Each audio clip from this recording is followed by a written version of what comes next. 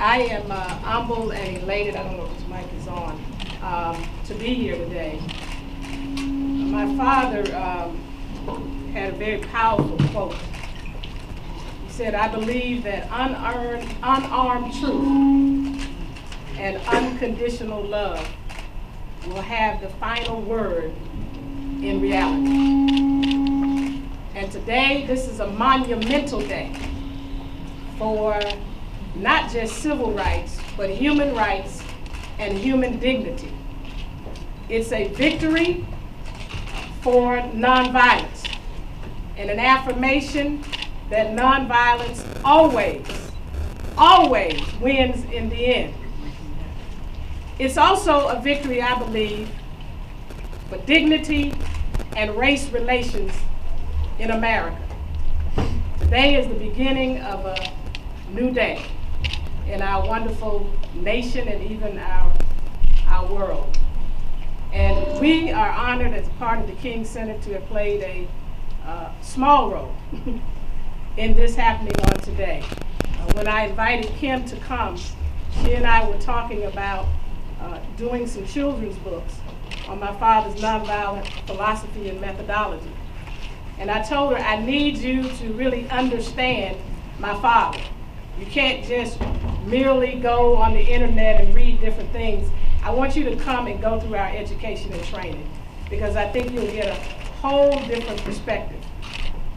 Needless to say, she came, but I never knew that it would end up in something of this magnitude.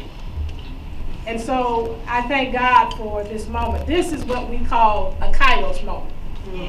They're Chronos moments, which is the time that we see on the clock. For instance, it's about 11 o'clock right now.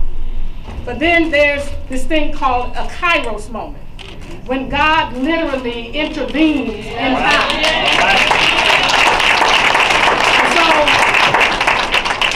somebody asked, why now? Because this is a God moment. And God orchestrated everything that has happened today. It is very timely.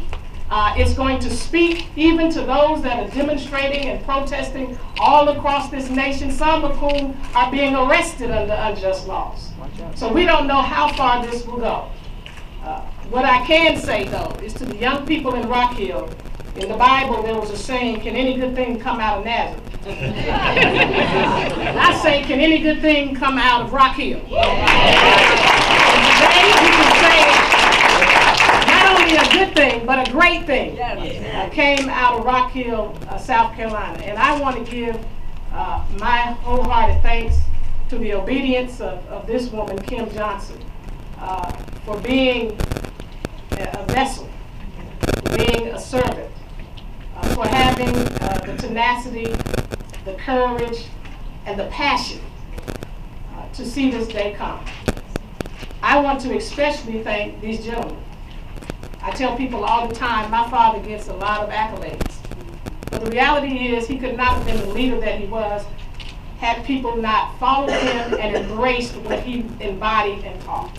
And so thank you, Friendship 9 and the Student Nonviolent Coordinating Committee for embracing that leadership and embracing that model of nonviolent social change. Thank you from the bottom of my heart for your sacrifice, for your bravery, for your courage, and now you have your dignity restored.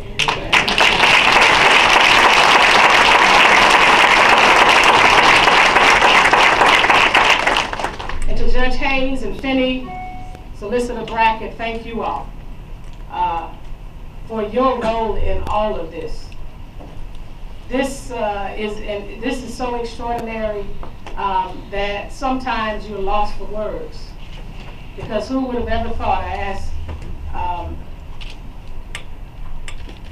Mr. Graham, I said, did you ever see this day coming?